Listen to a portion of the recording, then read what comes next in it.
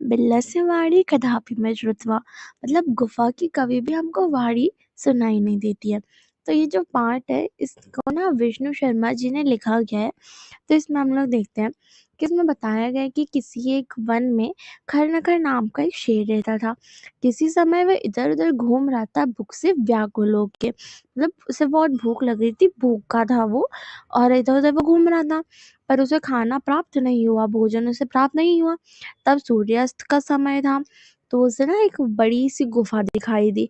तो जो शेर है वो सोचने लगा कि निश्चय ही इस गुफा में रात को कोई ना कोई जीव जरूर आएंगे, इसलिए मैं यहाँ पे छुप कर बैठ जाता हूँ। फिर क्या होता है कि उस गुफा का जो स्वामी है ना, दधीपुच्छ नाम का श्रगल, मतलब गिदर आता है वहां पे, है ना। तो फिर वो जैसे ही देखता है तो वैसे ही उसको शेरों के पंजे के निशान दिखाई देते हैं जो कि गुफा में प्रवेश कर रहे होते हैं।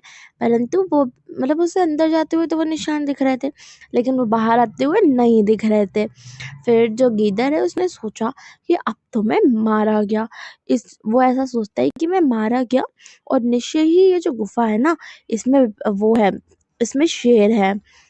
ऐसा वो सोचता था गीदड़। अब मैं क्या करूंगा, ऐसा सोच के जो गीदड़ है वो थोड़ा सा दूर चला गया और बोलने लगा कि है बिल, क्या तुम्हें याद नहीं है, मतलब है बिल मतलब गुफा, है गुफा, क्या तुम्हें याद नहीं है कि तुमने मेरे साथ समझौता किया था कि ना जब भी मैं बाहर से वापस आऊंगा तो तुम मुझे आवाज लगाओगी, अगर तुमने ऐसा नहीं किया तो मैं दूसरी गुफा में चला जाऊंगा।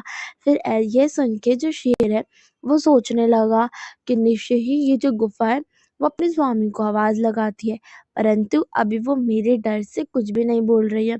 तो जो ये है ना, ये भी सोचते सोचते शेर ने बोला कि भय संत्र आदि से जो, मतलब डरे हुए व्यक्ति रहते ना, उनके हाथ पैर आदि जो है, मतलब हाथ है पैर है, वो काम नहीं करते हैं। उनकी जो बोली रहती है, जो मतलब वो बोलते हैं ना, उसमें भी कंपन रहता है। कंपन मतलब कपकपाहट। जब हम लोग डरे रहते हैं तो हम लोग देखते हैं ना, जब हम लोग बोलते हैं तो हमारी बोली में ना बहुत कपकपाहट रहती है, ठीक है।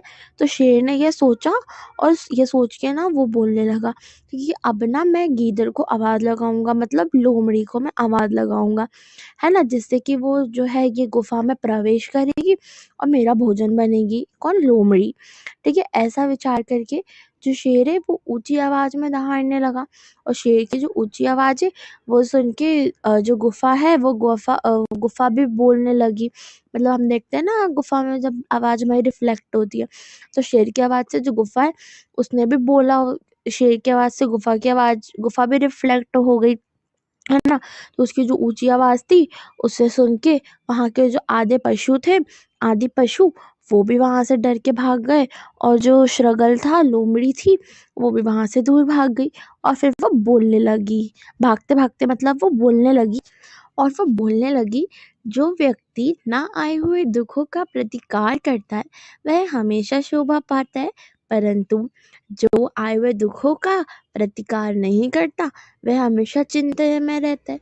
मतलब जो आने वाले दुख है ना, हमें उसके बारे में पहले ही सोच लेना चाहिए, है पहले ही सोच लेना चाहिए। अगर हम लोग पहले ही सोच लेंगे तो ऐसा कुछ होगा ही नहीं, हम दुख पे पाए, मतलब हमें दुख नहीं होगा, है ना। और दूसरी लाइन में बताया गया है कि यहाँ वन में रहते रहते मैं तो बूढ़ा हो गया, लेकिन परंतु कभी भी मैंने गुफा की आवाज नहीं सुनी।